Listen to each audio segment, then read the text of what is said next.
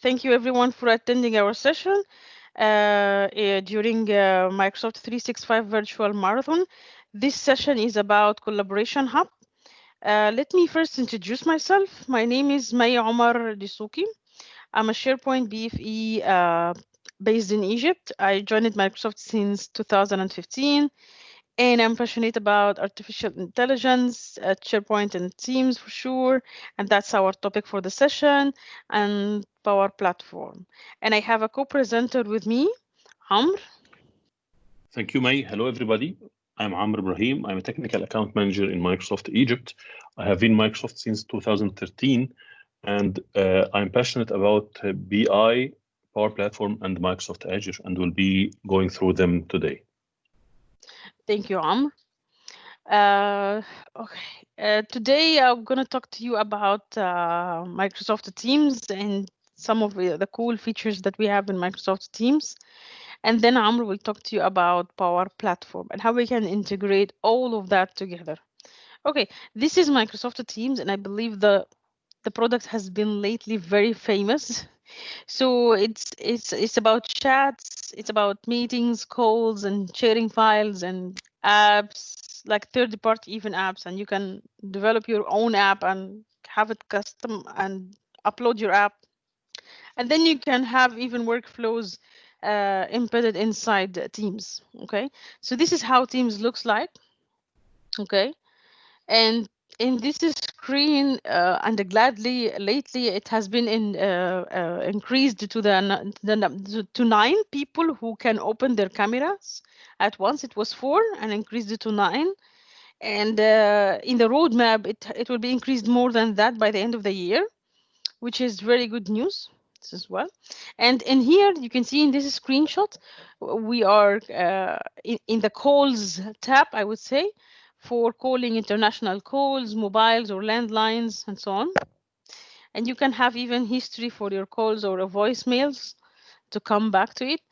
And having teams, and that's going to be also one of our demo, is to create team, okay, and have channels inside the team where you can share files and folders inside that team, okay? Just to make everything in one place. And we are going to see that in a demo shortly. This is a channel, and this is an app inside the channel, okay?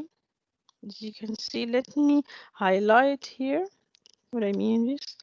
This is Teams, and this is a team created inside of Teams. And what's inside here is channels. Okay, this is channels, and this is an app inside the channel. Okay, right. Last but not least, what Teams really can integrate with, and even more than that, to be honest. But for today, what we are going to see from that. Teams can integrate with SharePoint Online for sharing documents, and they can even integrate with OneDrive for Business for also sharing documents when it comes to private conversations. And then we can add tab for Planner so that Teams can share tasks or things to do for a project and a due date and assign it to follow up. All that can be embedded inside a conversation, okay? So that is all in one place. Okay, so that is all in one place. And even in OneNote, you can put also a OneNote inside a meeting for taking the points or action items. Okay, so in this slide over the left, you see this taskbar. That's the sidebar that appears in Microsoft Teams on the left. And that's the same sidebar that appears on them in Teams over the mobile, but it appears on the bottom, not on the left. Okay, it appears on the bottom of the application. All right. So sharing files. Okay, sharing files inside of Teams actually shares the files inside a SharePoint team site. Okay, a SharePoint team site. When you create a team and you start to share files inside that team, And when I say team, I mean you create a team here, okay? When you start to share files in this area, it actually creates in the background a team site for you. But if you are trying to share files in a private chat, then it shares the files from your OneDrive, okay? Then it shares the files from your OneDrive.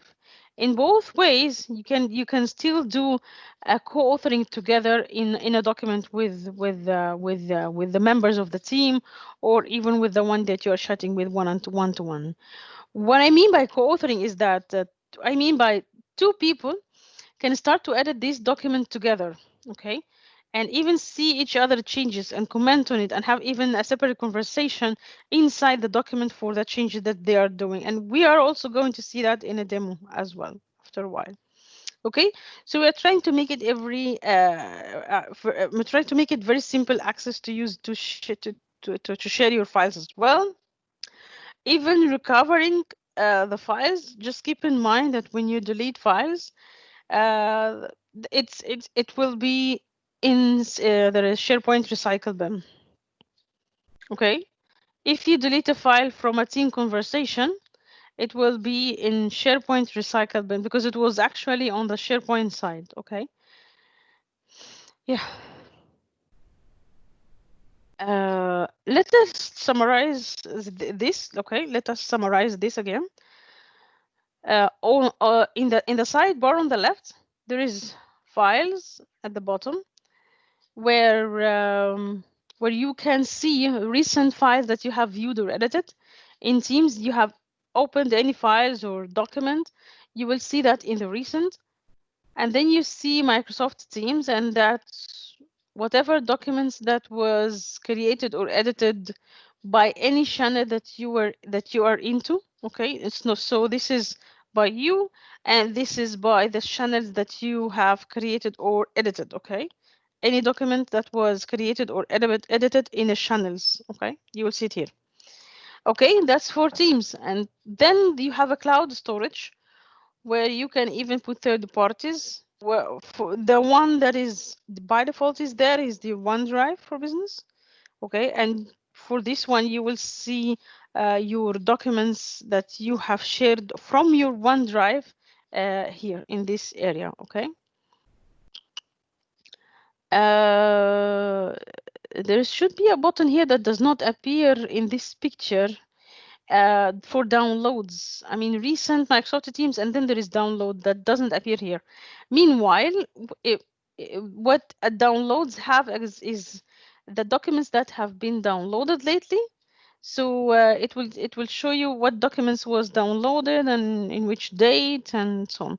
I mean, this is basically a very good stuff because we keep losing track of where was the document, and we search in our emails by the name who sent it to us. So we try to remember, or we get, and then we try to remember by who sent it to us.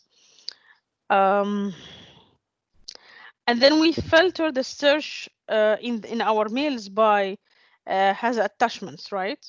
And then we try to find it this way. So instead of all this hassle in searching our mails and filtering by emails that has attachments, we can come to Microsoft Teams and go to files, and you will see here what recent documents or in Microsoft Teams, or maybe you shared it from your OneDrive. So that should be easier to find your documents later on, right? Rather than searching in your emails. And before I go to the next slide, I want to tell you that Microsoft Teams works over the web, right? So if you do not have your machine or your PC with you, you can go anywhere and just open the browser and just sign in, and you will have access to your documents over the web from Microsoft Teams because it works over the browser as well. And you don't have to install anything on someone else's machine, right? And you want to keep your documents safe as well, and your credentials. So over the web, you can just log in and see your documents and then close again, right? So this is with you everywhere. Moving on to creating a team. on the left here, we created a team, and then we went to files tab. Okay, files tab, this one. And in here, it shows us a document library. This is the document library because it were when you created a team, a SharePoint team site was created in the background. A SharePoint team site was created in the background. And even to prove that, you can see here open in SharePoint. So this is a document library. All right. So basically, you can come here and upload a document or even drag and drop 10, 20 documents, okay, to the library. Just like the way you do it in SharePoint, you can still do it in Teams, drag and drop. Okay. And it will be for all the team members, it will be very easy to access. It will be very easy to do a co-authoring together and even sync. You can still sync your SharePoint document library normal, but it's all happening inside of Microsoft Teams. It's all happening from inside of Microsoft Teams. Okay. So to summarize this, Teams, SharePoint, and OneDrive for Business, it's very important to understand where our files are stored in Teams, okay? Because we use it in Teams, but it's not stored in Teams. This is very important to know. We use our documents inside of Microsoft Teams, but it is not stored in Teams at all. One of the things or the issues that we have seen is that people, for example, might delete a team site and they think that they don't need it. But come on, the documents in a team created was shared in that file in that site that you think is not needed. Okay, so this is really very important to understand where is your files are stored. Okay. So each team in Microsoft Teams has a team site in SharePoint Online. Once you create a team, you have a SharePoint team site created for you in the background, and vice versa.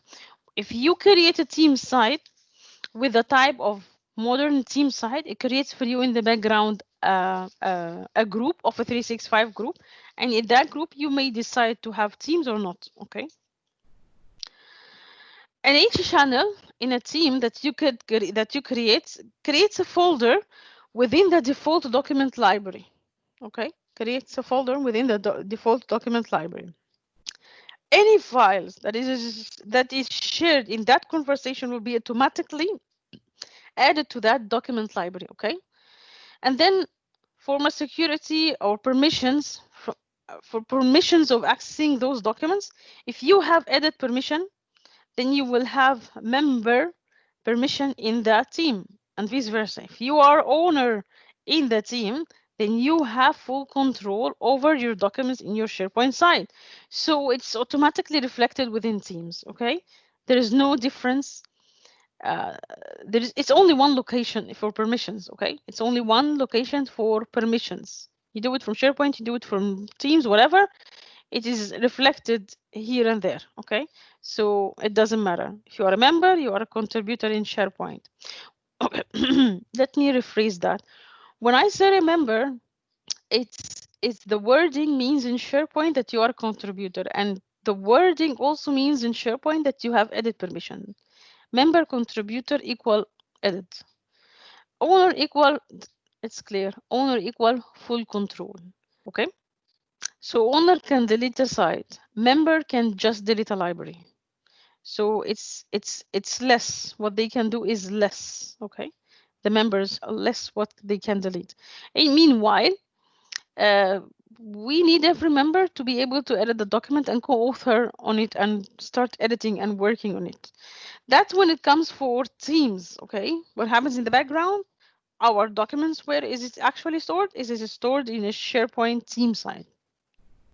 For a private chat, it's stored in the sender's OneDrive for Business folder. Okay, it is stored in the sender's OneDrive for Business folder. And again, permissions are automatically granted to all participants, whoever you share with. Okay, you do not go to your OneDrive and start sharing from there. No, you just attach it from your OneDrive in a private chat window, and it will give permission to the one that you are sharing with the document, okay? Automatically. You don't do anything about it. But these things that we need to take care of before we delete it, because it will affect the other people who we are sharing the document with, right? So we need to take care of that. And over the Excel file, I can just click on the share it at the top right, and I can decide if I want people in my organization to edit or not to allow them to edit, and or even to block the download or to allow them to download it, right? You may choose that. Okay, straightforward from the documents.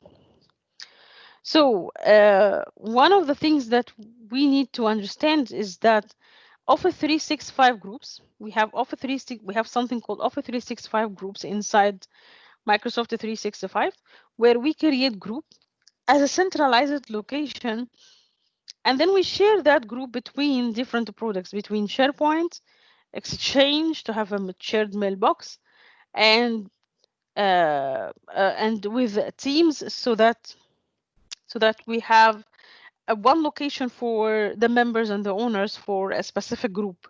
And then these members and owners in that specific group will be members and owners in that team side, and as well in the Microsoft team that we created for the people to have a group conversation inside of it. Okay, so it's one location where we can add members. Okay, so you can just go to Microsoft Office 365 groups, and when you create a group, you add a member 1 or 2, 3, 4, and it gets reflected all over the products without you having to open each product and assign permission to each one by one. Okay, so trying to centralize even the location of the permissions and the groups. All right. For now, we will start with the Power Platform. Amr. Thank you, May. Sure. Hello again, everybody. I'll be sharing my screen now to start presenting. May, please let me know when my screen is visible. Sure. Yes, I can see your screen now. Thank you. So I'll be talking about the Power Platform. The Power Platform is a low-code, no-code platform that can be used across Office 365, Microsoft Azure, Dynamics 365, or even through standalone applications. And it's targeting what we call power users or citizen developers. These are people inside your organization who are very familiar with the technology, very familiar with the business, but they are not developers. So it unlocks their innovation and unlocks values everywhere in the organization. Currently, the Power Platform has 4 members. The first member is Power Apps. It's an application development environment. And the second member is Power Automate. It's a process automation environment without any code. The third member is Power BI, is for business analytics and business intelligence. And last but not least, Power Virtual Agents is the latest member in the family, and it's used to develop chatbots, which we call intelligent virtual agents, without writing any lines of code. And all these members have data connectors that can connect to various data sources, and we can infuse AI with AI Builder inside some of these applications, and it can connect to the common data services, which is a data model that is being agreed upon with different vendors. Let us dig into each one of these members one at a time. Power Automate Power Apps is where you can build highly customized applications that starts from your data model and your business processes, and you can use them. Users can use them either from their web browsers or from their mobile applications, or even they can be embedded in Teams. And we'll be seeing this in the demo. The issue, the key word here is that these applications can be very rich, and they require no development background whatsoever. It's more of a drag and drop type of building experience. The next member is Power Automate.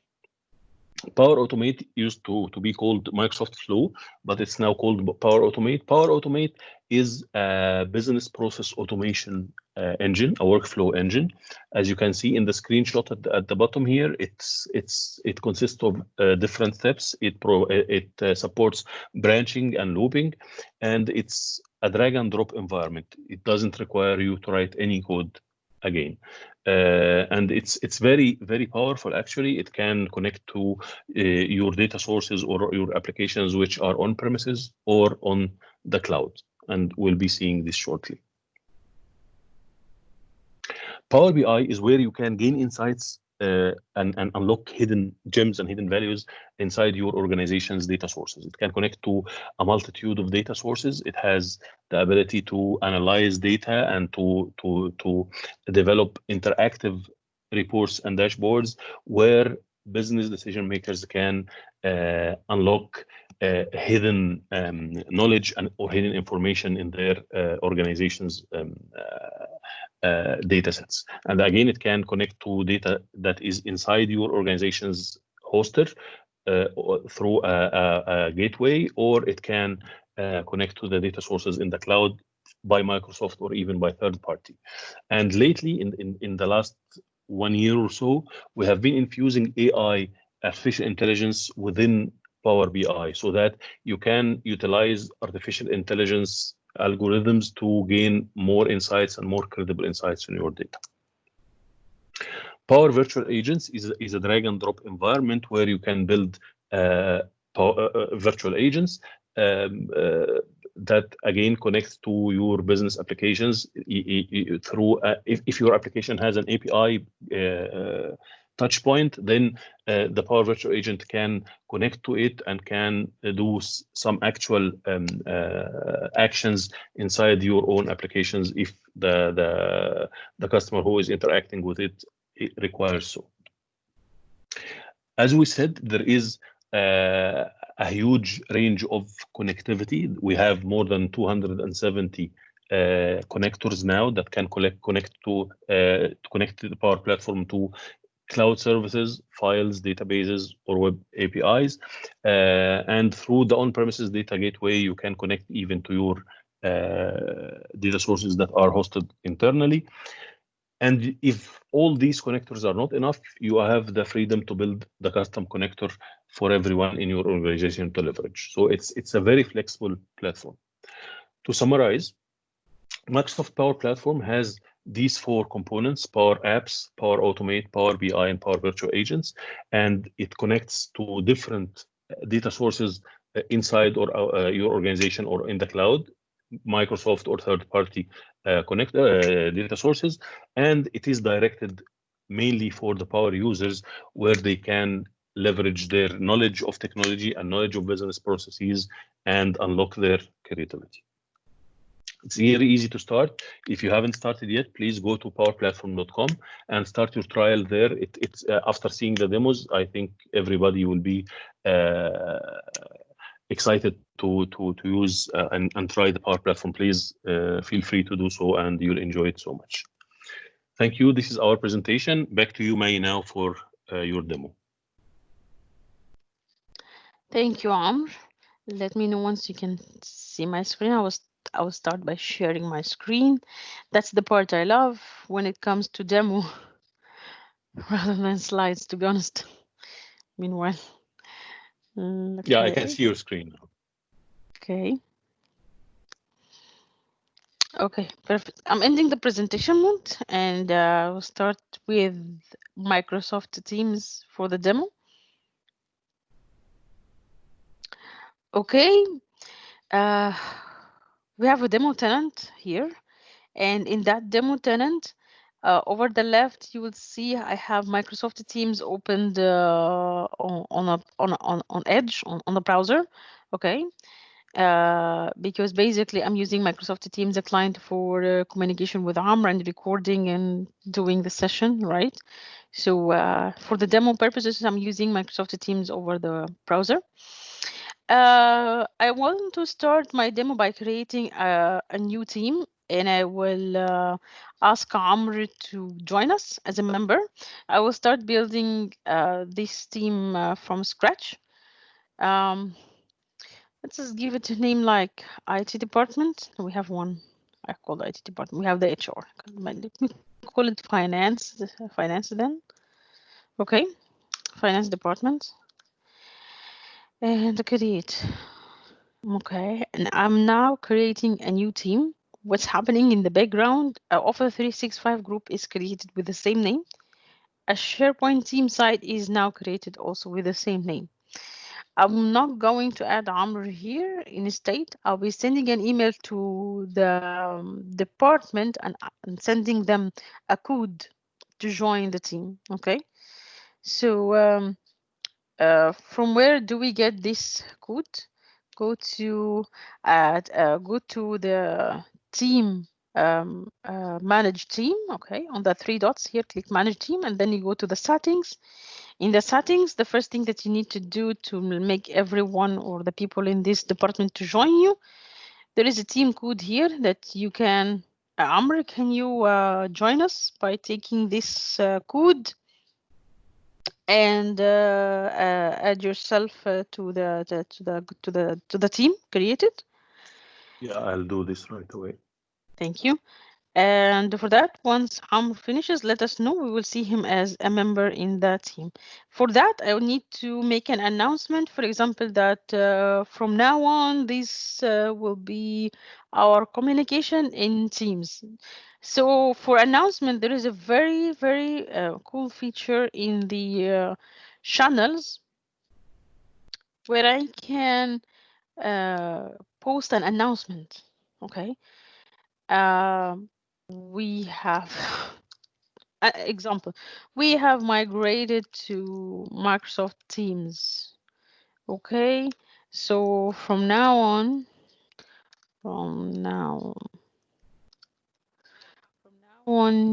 here will be our communication instead of mails.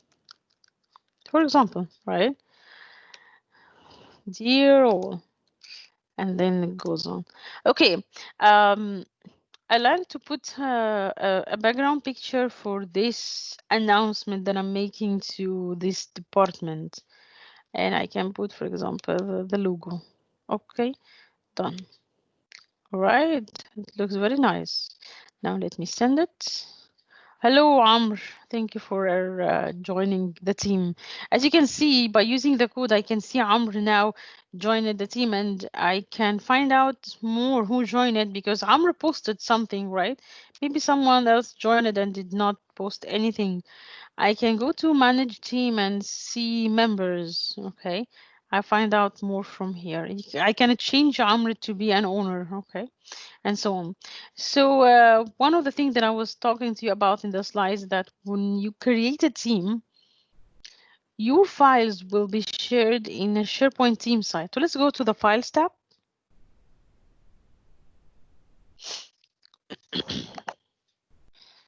Okay, as you can see here, this is a SharePoint document library. Even if you click that three dots, you see it says, it gives you the option to open the library in SharePoint. And if I click open in SharePoint, it actually opens the team site, and the name of the site is Finance Department after the team name, right? I don't have any documents, and I will start by creating a Word document from here. It's feedback of the migration. Let's say feedback on migration. And let us see what everyone is thinking of. But just an example, I'm giving a name to the document, okay? I'm just giving a name to the document. Amr, I need you to work with me on that document by creating an example, of course, some questions that we can use for this migration as a feedback. So so I'll start by question one, and I will say, how is your experience? How is your experience, maybe?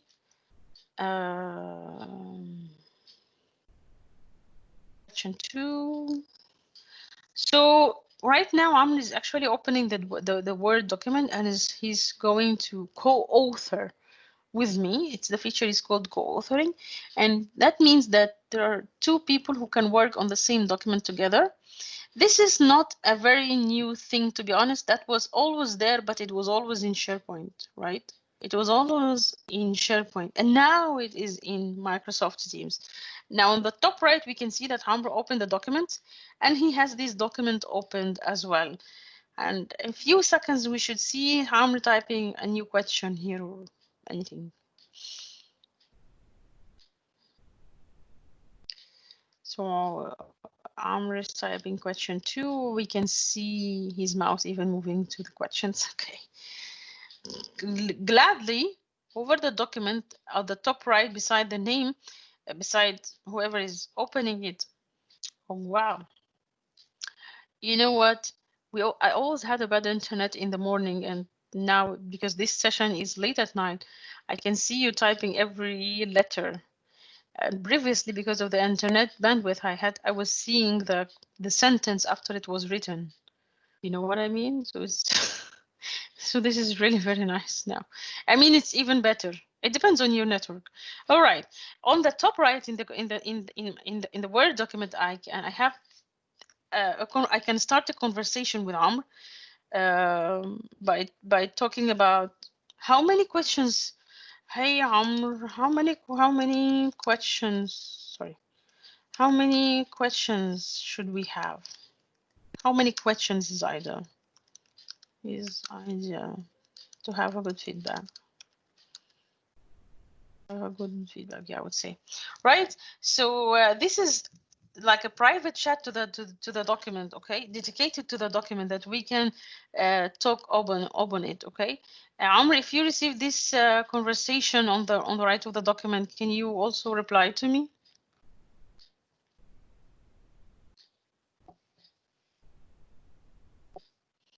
Yep.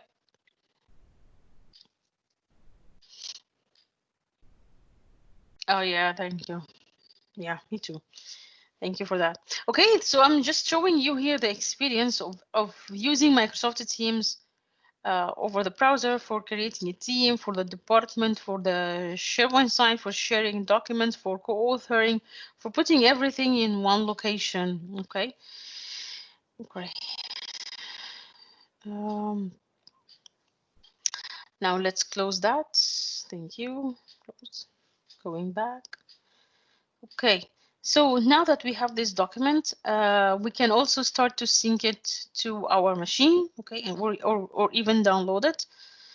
One of the things that I need to tell you about, if this department is assigning tasks to members, we can use Planner, and the Planner is easy for you to organize your work and assign tasks and keep track of the progress of everyone, and again, all inside Microsoft Team.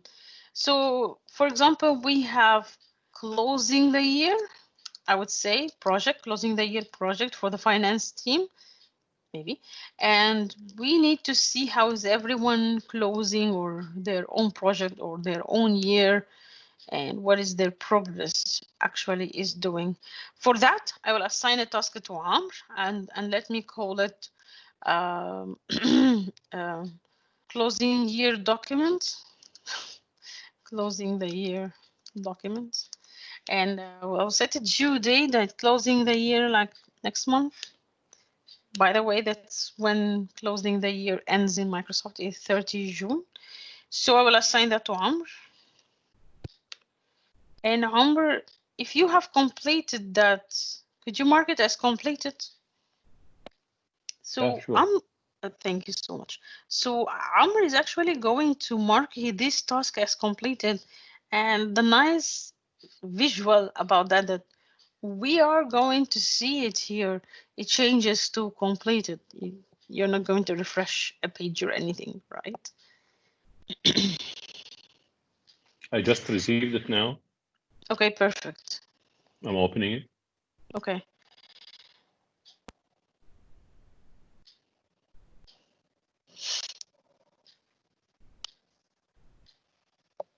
It's a bit similar to the to-do list on Outlook, but a to-do list you are alone, right? You're not sharing or assigning tasks to anyone, but this one is like you're trying to collaborate with everyone in or every member in the team. You're by assigning tasks, putting a due date. It's enough to keep it in one location, and there you go. Now Amr has marked these tasks as completed, and I see it as completed. And Okay. everyone, thank you, Amr, and every member and owner in the team will see it as completed, right? So if there is any dependency on his task for someone else to complete another task, they can see that it is completed, right? Okay, that's very great. Well, before I hand over to Amr for his demo, for the time as well of the session, I want to show you that on the left side we have files, okay? And over to files, and that will even be more clear because the screenshot in the slide was only the left side. Now the value is on the right. So recent shows us the documents that on OneNote that we were working on, okay, on 27th of May. In Microsoft Teams, if I go there, it will show me the latest document that we were just working on, which is feedback on migration, and that was 3 minutes ago. And if I forgot about the location, it shows me the location as well, all right? And that's all the documents that I have been working on in this, in any channel, okay? So Microsoft Teams is about the channels. In recent, it's about recent, even not in channels, but everywhere in recent document that you were working on, okay? Cloud storage, and you can add more cloud storages, third parties like Google, like Dropbox, okay? But by default, you will see your OneDrive here, and this is the latest document that you were working on also in your OneDrive for business, okay? All right, I'm done. I will hand over to you, Amr. Thank you, Please, May. Please, thank you. please let me know when you see my screen. Sure.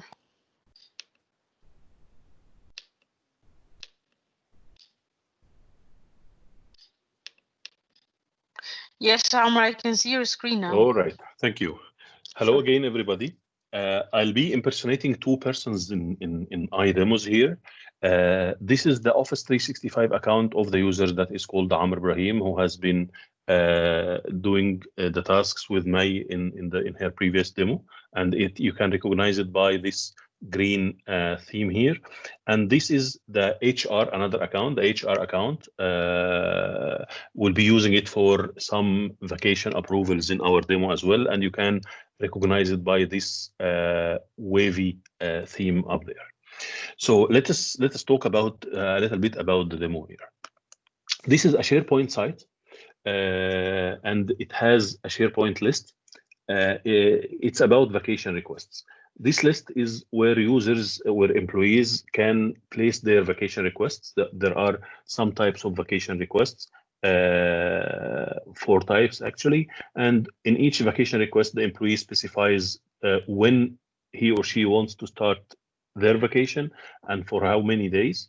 And the employee is the employee alias is logged as well, and this is pending approval. An approval is sent to the HR department for their approval or rejection, and if they approve or reject, the status changes to approved or rejected, and if they provide any comments, the comments will be here as well. So this is business as usual. This is a SharePoint list where we can store our vacation requests. However, if you look closely in the top here, we have 2 icons. We have Power Apps and we have Automate. And this is actually very good because from within SharePoint, you can start Power Apps and you can start Automate. And this is exactly what we'll be doing right now. So we will create an app. And since we're creating this app starting from this location, then it implies that the database of the app will be this SharePoint list. Let us see the experience. Imagine now that you are an employee in the HR department and you don't know how to develop an application, but you want to create an application so that your users can use it to log their apps, log their vacation request, I mean, sorry. For some reason, it's not working. I'm just refreshing the screen.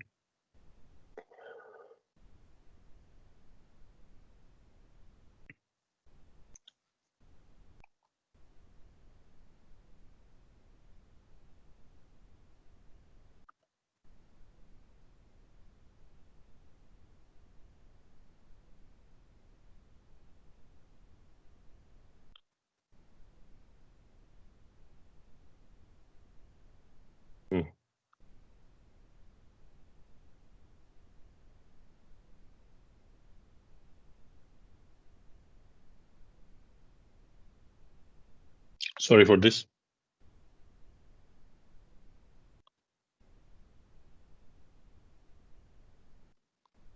Should I try to check it from my side? Let me do that. Okay. No, it's working now. It's working. Okay. Oh. So I just clicked Power Apps and create a new app. It's asking me about the name of my app. I'll call it Demo App for now. And I click Create. So this is a beautiful experience. Actually, this is where Power Apps is now starting to check the data structures and data validation rules and everything in this SharePoint list. And it's creating what we call a custom 3-screen application. You'll see why it's called 3-screen application in a few moments now.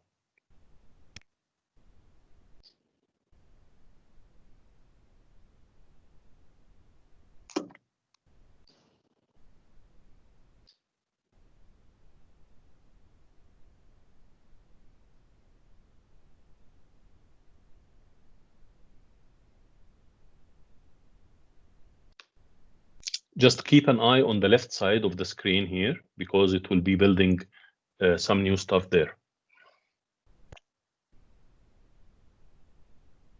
It's now connecting and recognizing the data model, recognizing different fields, and it's now opening what we call the Power Apps Studio. The tree view will contain all our screens and all the controls and fields that are on the screen. Just keep an eye on the left there.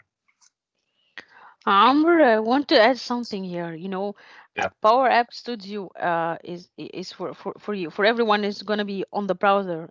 You're not going to download anything on your machines. Correct. Yeah. And the reason I'm saying that, because we do have Visual Studio that is very heavy development tool that we download, and it takes a lot of RAMs and resources, to be honest, and even in space. But this one is over the browser only, which is really and by the very way, good. Yeah. Since you mentioned the Visual Studio, we are providing. We just announced this in build 2 weeks ago or so. We're providing Visual Studio in a web browser as well.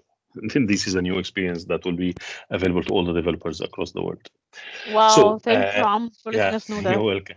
Yeah. So here it completed the 3-screen application. We have the browser screen, the detail screen, and the edit screen. To know how this works, let us just try it here. These are all the vacations that are on the SharePoint list. If we click any one of them, it will get the details, and we can edit or delete, or we can add another request. I just tweaked it a little bit, and I made this application more appealing. You can see the application here. You have all the vacation requests, and if you click on any of the detail of them here, it shows the details, and you can add a new vacation request. So I'll be adding the vacation request now from my name. It knows my name because I logged as Amr, so this is my address, and I will have the vacation type emergency that starts, let us say, tomorrow for 1 day, and I'll click save.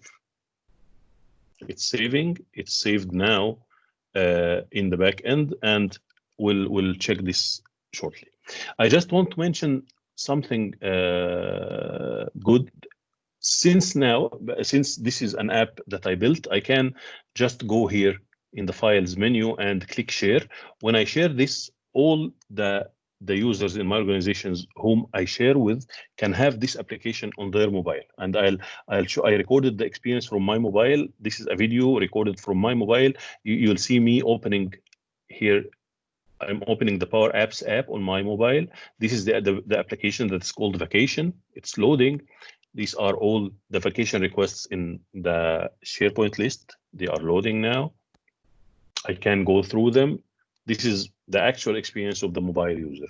And then I can check a specific request, or I can add a new request as you'll be seeing now. So this is the add new form.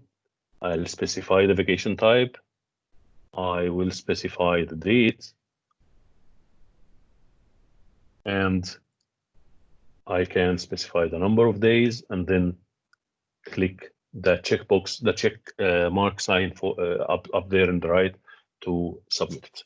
So this is the same experience on the mobile, and it can be on the web browser as well to all the users with whom I shared the application.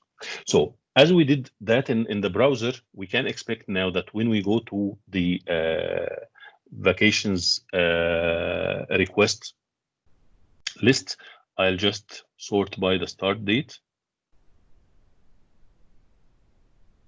You'll see this is the emergency vacation type that starts tomorrow, 31st of May, for 1 day, and it was submitted by me, by AMRI at this domain. The other, so we now saw the Power Apps. We automated an application, and it can be used by all the users to populate and check this vacation request SharePoint list. The other powerful member in the Power Platform family is the Power Automate. Through Power Automate, we can create a flow. A flow is a workflow that is triggered whenever an item is added or deleted or updated within that list. Let us see how this is done.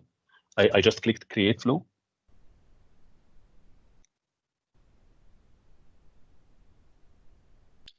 And it has a lot of templates that are already there.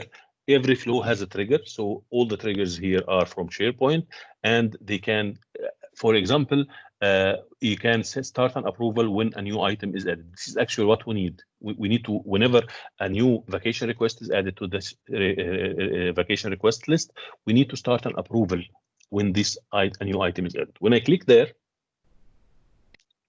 it's opening now. It will be opening the flow builder where I can create my flow. It would ask me about some permissions because it will be connecting to different data sources. It's loading. I apologize for the internet connectivity. So it's telling me that it will be taking access to these different entities. When I click continue,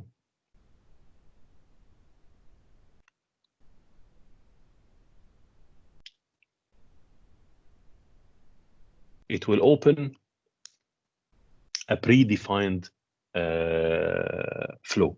As you can see, this is the trigger when a new item is created in a SharePoint list. So it needs to know the site address and it needs to know the list name. And whenever this happens, it sends an approval to a specific, I have to assign it to a specific address here to set the approval. I went ahead and created one to save your time. So this is again the same vacation request in the team site, and we send the approval to this email. Remember, this is HR at the same domain. So we have the request sent to the HR, and there is a condition down there.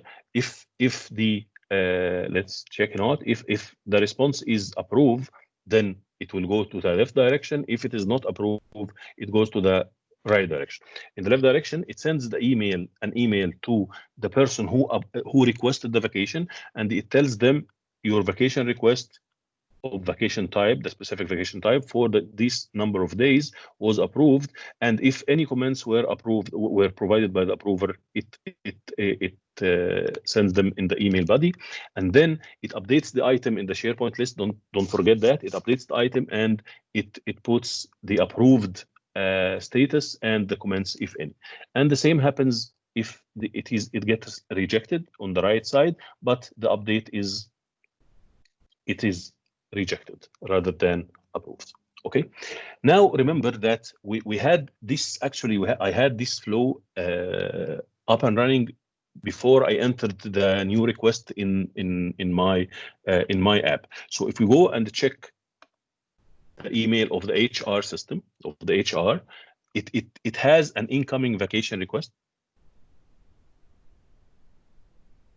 and it tells them that the user AMRI in today's date sent a request, a vacation request. They can click here and check the vacation request details on SharePoint list, and they can either approve or reject. This is what we call an action card. It enables users to do some actions, this time from Outlook, for example. So I will approve, and I will give the approval notice. This is approved by HR team, for example, and I'll click submit. Now remember what will happen now. It's submitting. Two things are being done, and a confirmation email is being sent to the requester, which is me in the other browser. I'll check that now, and the SharePoint list item is actually updated to reflect this approval. Let us check my email. I have an email, a new email coming. It's called its subject is vacation request for emergency for 1 day, was approved, and it was approved by the user HR, and this is the optional comment. This is approved by HR team. And if we go to the to the list, the SharePoint list, and refresh it here, remember it was this very first one, the emergency for 1 day starting 31st of May. It's now approved, as you can see it here. It's now approved, and the comments is this is approved by HR team.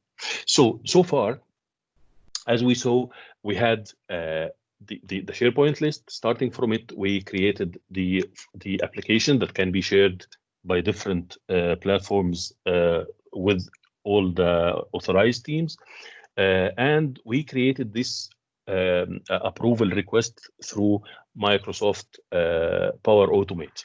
And actually, the sky's the limit. We just picked a very simple example for the sake of the time, but you can build as sophisticated apps or flows as you want. Now we have the third member here is the Power BI. What if we have this data? It's whenever you have data, you can think of some analytics that can be done through this data. I pre-populated this file, this Power BI file. I'm opening Power BI desktop to author my report.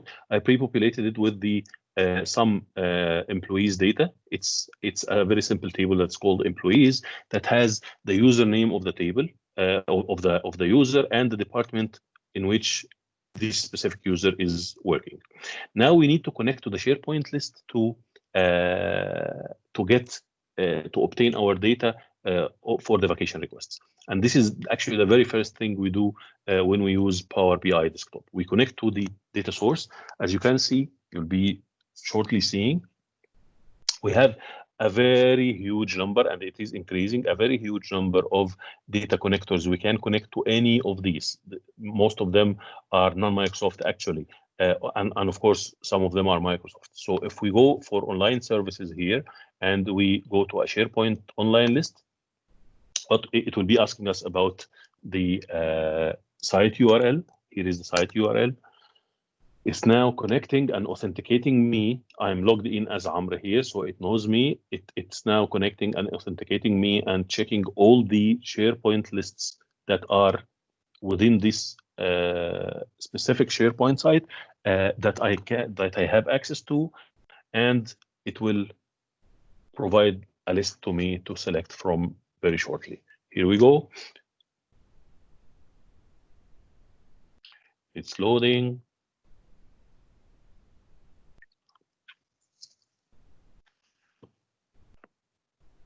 This is the list of all the SharePoint lists inside that specific site. I am interested basically in the vacation request item. And as you can see, there are several columns that I don't need. Actually, SharePoint is using them to manage the list. So I will go to the powerful transform data. It's another window within the Power BI desktop where I can slice and dice my data. I'll just choose columns here. What do I need? I need the vacation type, the start date, the number of days, the status if it is approved or rejected, and the employee ID only from this data. And I click OK. As you can see, everything I do is recorded in the applied steps. And this is actually very important because we're creating the report now where there is a specific number of requests in the database in SharePoint list, but we'll be refreshing it periodically to reflect the updated status. So all these steps that I'm doing here are repeated every time so that it has the correct data and correct data types. I'll just change the types here. This should be text. This should be date. This should be a whole number, the number of days. Status is text. And employee also is text. When I click close and apply, it takes all these transformations and it adds the table.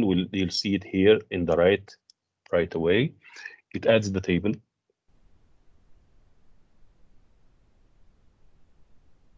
You see the vacation request table is here.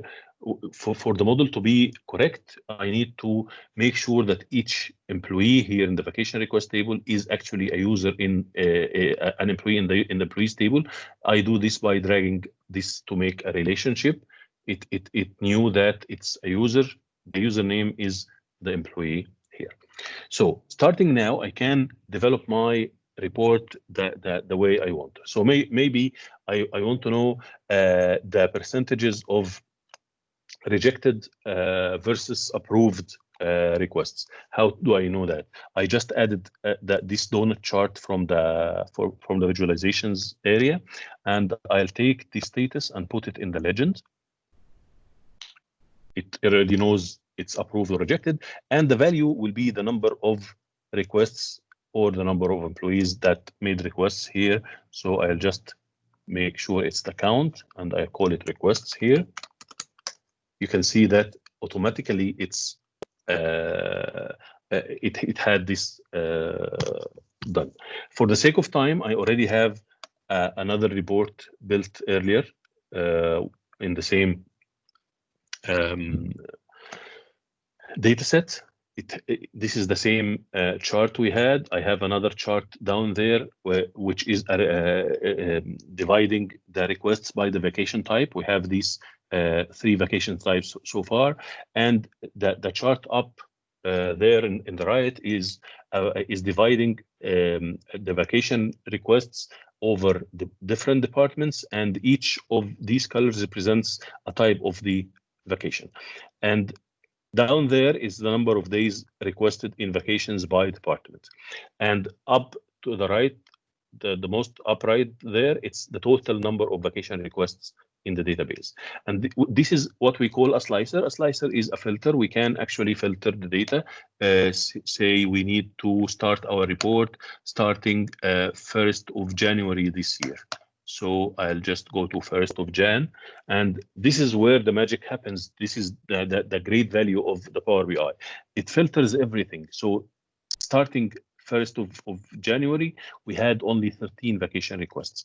30% of them were rejected, and actually there are 4 requests, and 9 of them were approved. If we click rejected here, for example, it shows us that accounting is the department with the most number of days of the rejected request, because it has the greatest area of a rectangle here. If we, instead of rejected, we click approved, it shows that IT is the team with the maximum number of days that were approved for a vacation. And we can do multiple, actually,